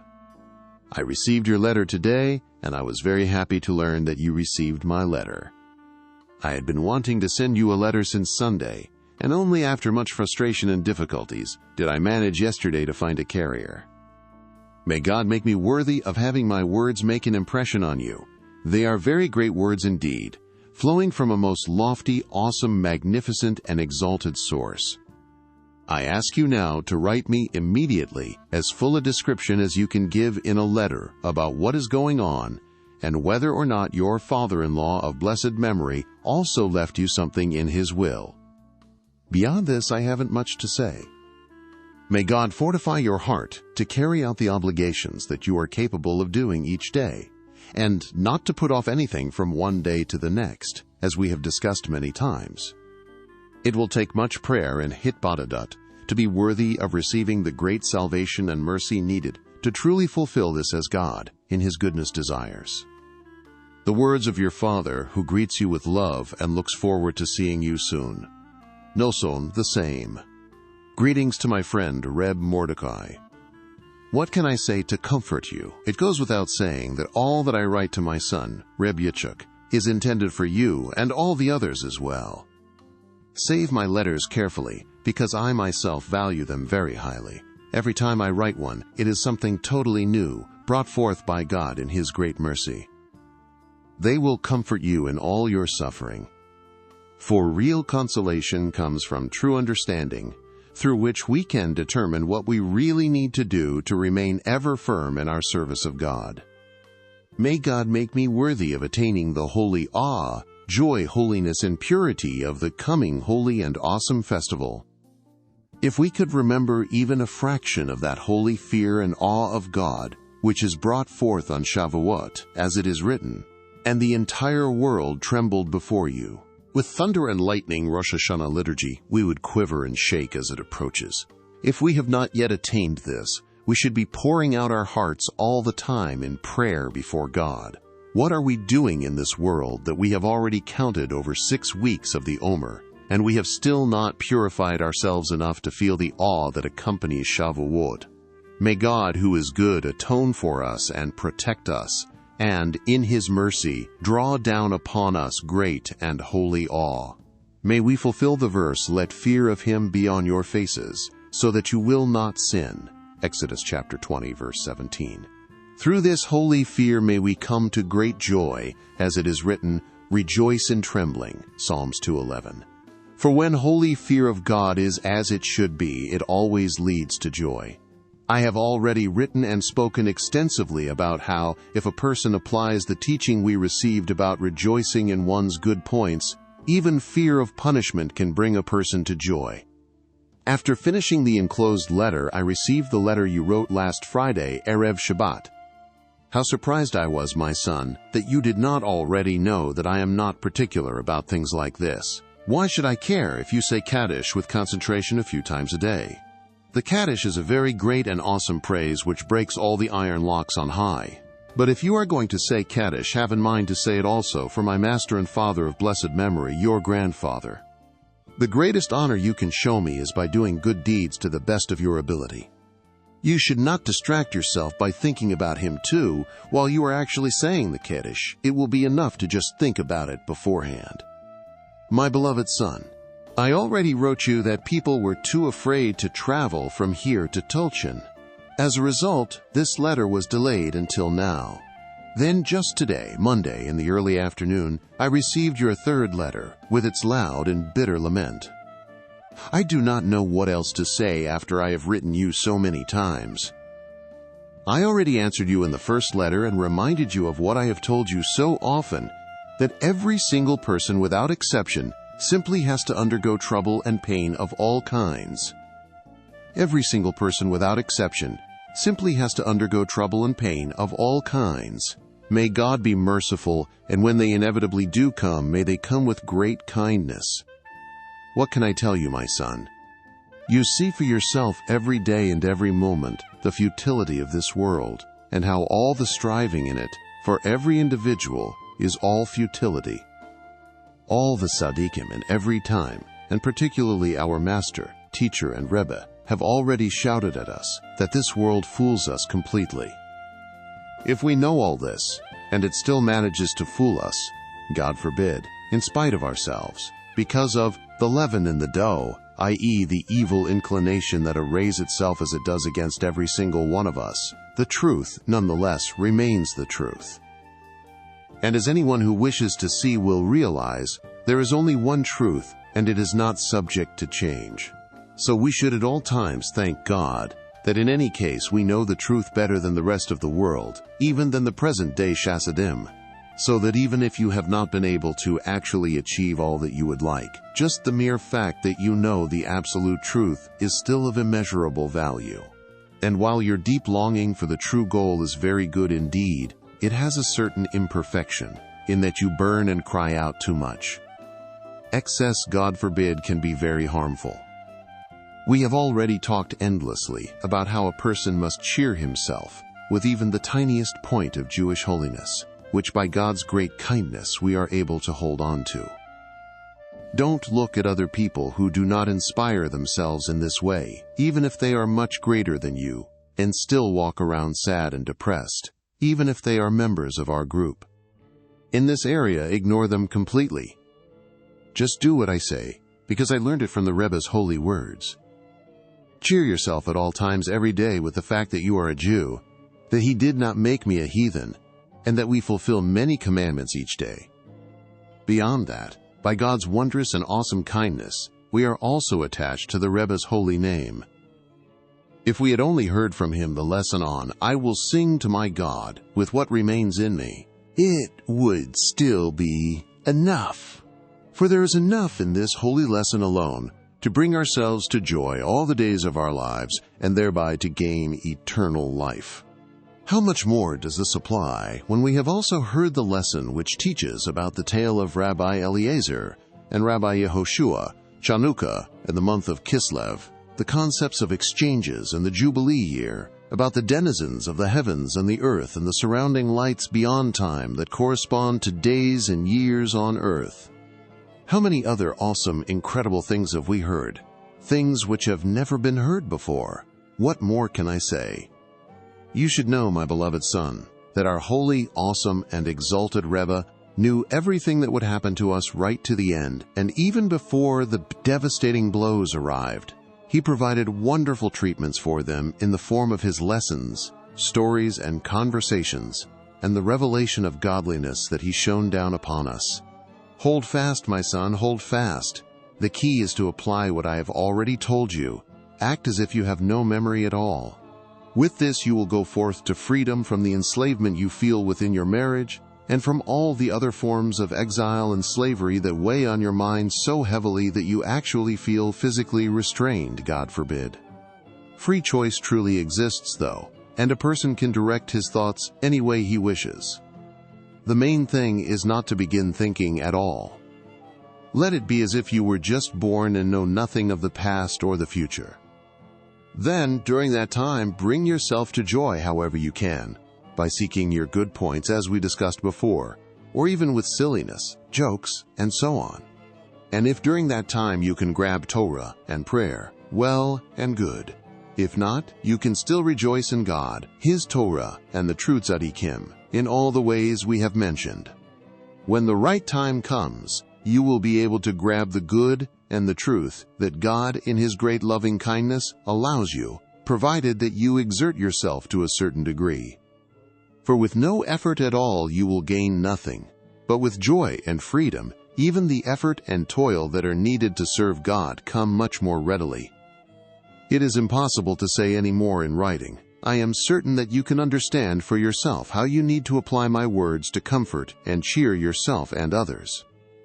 May you carry out the words of our Master, Teacher, and Rebbe, and walk his holy path to achieve eternal good. The words of your Father. With thanks to God, Sunday morning Korach. My dear son, I am very irritated with you because I did not see a single letter from you all last week. Even before that, you did not write me the proper answer that you usually do. I do not understand how you can allow yourself to become so involved with your affairs that you do not even have time to write me one letter a week. It is painful for me to sit here wondering what in the world is going on over there. Most painful of all, though, is that I infer from your not writing that you are not taking time from all your occupations to hold vigil at the doors of Torah and prayer, as I have instructed you. How long will all your concerns be so completely absorbing? I have already told you many times that it is forbidden to put off from one day to the next. The whole key is to grab all the good you can grab every day. I have already spoken and written to you so much about this. How can it be that you could not manage to grab the time to write me a decent letter? See to it that you send me a proper response immediately. Then I will see to it that I write you at greater length, with God's help. I cannot go on. It is time for the morning prayers. The words of your Father, hoping and praying that you will once again truly apply yourself to Torah study and prayer. Noson of Breslov. With thanks to God, Sunday, Chukat, 5591. Peace and life to my dear beloved son, Reb Yitzchak, may he live. I received your letter before Shabbat. As I am sure you have already heard, 2 of our children were dangerously sick with rubella, measles. By God's kindness, they have both recovered. My son, Yosef Yonah, may he live, is also sick in bed. May God heal him quickly. My son, Reb Nachman, may he live, also had 2 children sick with that same illness. Thank God they are recovering with God's help. Now I am just waiting to hear a good report about your son, may he live. Please let me know soon how he is. I pray that I will soon hear good news of his recovery. May God give him long life, and may you raise him to Torah, tshupa, and good deeds. Amen. We already know that there is no refuge but God from all that a person must endure. God's only intention in everything that he brings upon a person is that he will remember him and pray to him, as it is written, "Call upon me on the day of trouble. I will release you, and you will honor me." Now, my son, accept upon yourself the yoke of the kingdom of heaven at all times, and pray to him constantly for everything. Hope in God, and he will save you. I am too pressured to write any more. The words of your Father who sends loving greetings always, praying for you, and hoping always to hear good from you. With God's help, Tuesday, Chukat, 5591. Peace and life to my dear beloved son, Reb Yitzchak, may he live. Please, my dear son, let me know through the carrier of this letter how you and your son, may he live, are doing. I am very eager to hear good news about him. May God support him and give him a speedy recovery. This page is too short to tell you about the kindness God has done for me in these past days. My 2 sons, Nachman and Yosef Yonah, from Reb Noson's second marriage, may they live, were sick with rubella. My wife's 2 children had it as well. All of them were very dangerously ill, and a couple of them were almost beyond hope. God save us.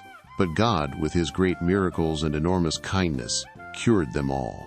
Only my son, Yosef Yonah, may he live, still has not recovered his strength. Last Shabbat and Sunday of this week, his condition was terribly serious, but shortly afterwards God, in his great mercy, restored him and revived him.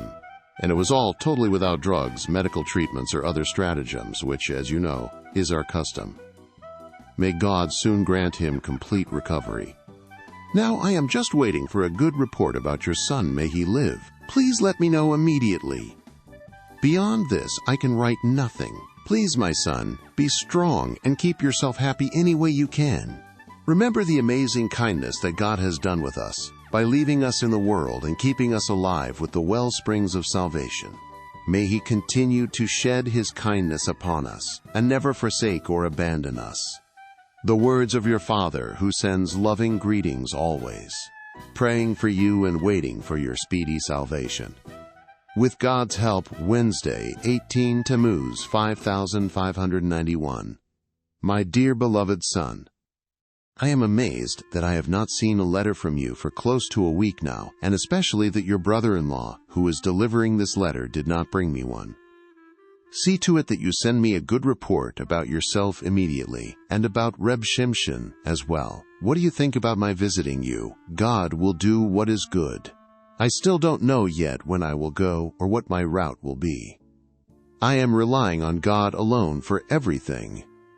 Please, my son, fortify yourself very much every moment of every day, because you see what happens to every single person, and especially to you. Each thing is really a kindness, which comes to remind you of the final goal, and except for this goal, everything is meaningless. Keep the symbol of the bundle of barley stalks always in your mind, because you can still take control of your thoughts any time by sitting and doing nothing, as we have discussed many times. May God give you salvation. The words of your Father wishing to hear all good from you always. With God's help, Wednesday, Devarim, 5591. My dear beloved son, I was surprised that you had not been writing regularly as you once had. Then you burst forth so excessively in your letter, and now you are not even making the effort to tell me how you are, and in particular, about your Torah, prayer, and conversations with God. May God strengthen your heart every day to study Torah, to pray, and to express yourself in private before Him, no matter what. May you merit from now on to be strong, to overcome your urges, wise, to see what is coming, and rich, to be happy with what you have. Be particularly careful to guard your thoughts, by using what you already know, that you cannot think two thoughts at once. The symbol you should have in your mind is that bundle of barley stalks, all bound up tightly. Even though you already know all this, and these thoughts continue to run around your mind and confuse you, you should still not be discouraged. On the contrary, this should prove to you how true it is about thinking two thoughts at once and how much you need to apply it. Because I know that these methods of fleeing from thoughts, 1, by thinking a different thought, and 2, by simply willing not to think a particular thing, have worked for you many times in the past. So in this especially you must be extremely stubborn and begin your efforts anew every day and every moment. Train yourself to hold on to your thoughts and not to let them wander off at all, God forbid. Free choice always exists. It is extremely important to petition God about this very much, for everything depends on a person's thoughts, as you know. The key is not to spend time thinking about the past and the future. Just look at your present goal and do what you can to reach it. Thus you will achieve eternal success, because every word of Torah, prayer, and conversation with God is a great spiritual accomplishment of inestimable value. No eye has seen it.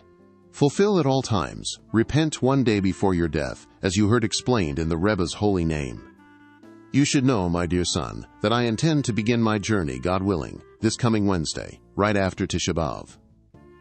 I plan to go directly to Tulchin on Wednesday because I very much want to see you in person before my trip. This is also part of my reason for being in Tulchin, that I should meet with you. Perhaps God will have compassion and send us words from which we can draw life eternally. Even though we have already spoken extensively, thank God there is still more to say. Especially since we see that the evil one is doing his job, may the merciful one save us. We are obligated to do ours as well, to talk with each other, to talk to God, and to talk to the Rav, one's teacher, so as to receive from the 3 good points, as is explained in the lesson. And you will be for me a kingdom of priests, a holy nation. I have spoken about this lesson a great deal lately, thank God. The main point is that a person must fortify himself every day to draw upon himself the illumination and holiness of the point of good, and to bind it to his heart in a firm, tight bond by speaking to his Creator, by having holy conversation each day with a friend, and by talking to a Rav. Happy is one who fulfills this. I do not have time to go on. This will suffice for the time being. May God make you worthy of fulfilling these words, that you may gain eternal good. May God guide me safely on the straight, true road, in accordance with the good that He desires, so that I may finish soon in life and peace.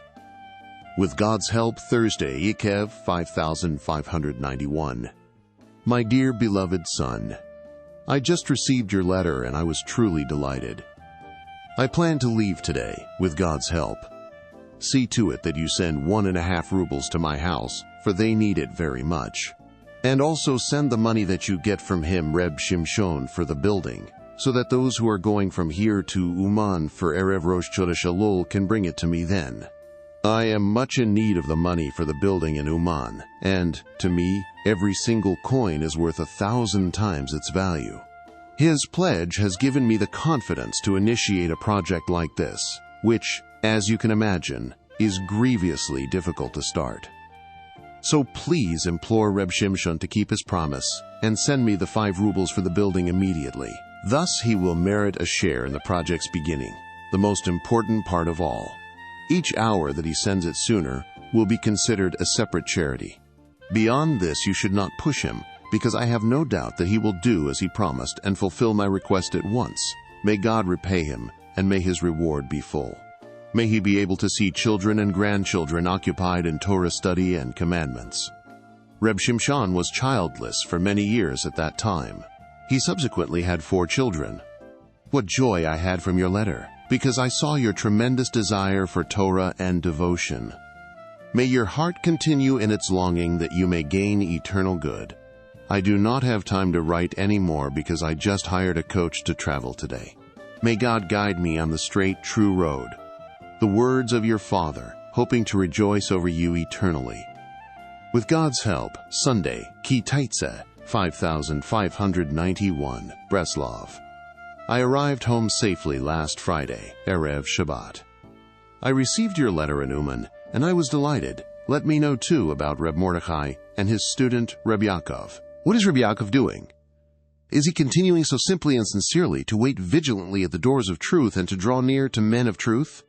May God in His goodness strengthen his heart and guide him on the path of truth. For childhood and youth are nothing but vanity, and if he chooses truth when he is young, happy will he be in his old age. I will not go on about this in a letter, since I am extremely busy. Know my son, and see that, thank God, by His kindness I had the fortitude to act.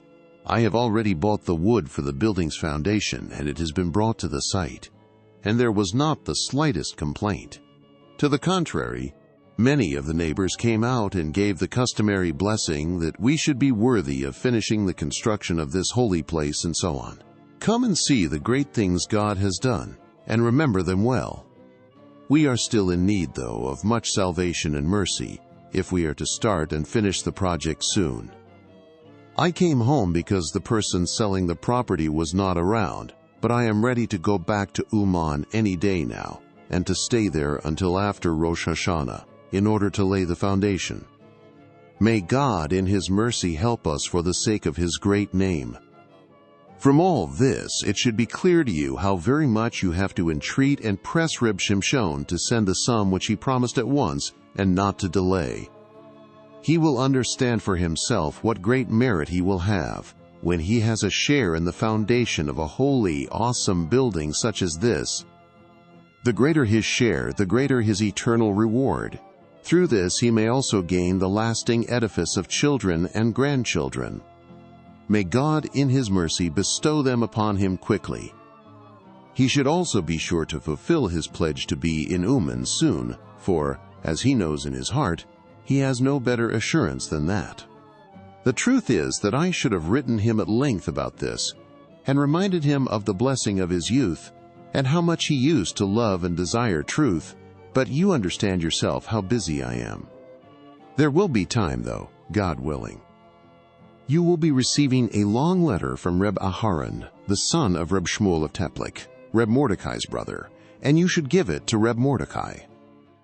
Let Reb Shimshon read it too, so that you can all appreciate the tremendous importance of the books there. May God have mercy on His people Israel, and let the Rebbe's wellsprings flow forth. The eternal salvation of all of Israel depends on them. Be absolutely sure to give me a clear and immediate response. God will do what is good. May He allow me to accomplish my task. My son and brother, rouse yourself to begin afresh, particularly in this awesome exalted month, the days of favor in which Moses ascended on high. Be careful from now on to keep your thoughts holy, or at least to avoid thoughts of vanity. For a person can't control his thoughts, as you have already heard many times. May God save you. The words of your father, with loving greetings always, waiting for your quick response. With thanks to God, Wednesday, Titze, 5591. My dear beloved son, I received your letter today, and I really do not know what to do. I am very upset that the money from Reb Shimshon has not yet arrived. Ask my dear Reb Shimshon for me in the most urgent terms. Please do not cause me any delay. I am sure he will give you the money immediately.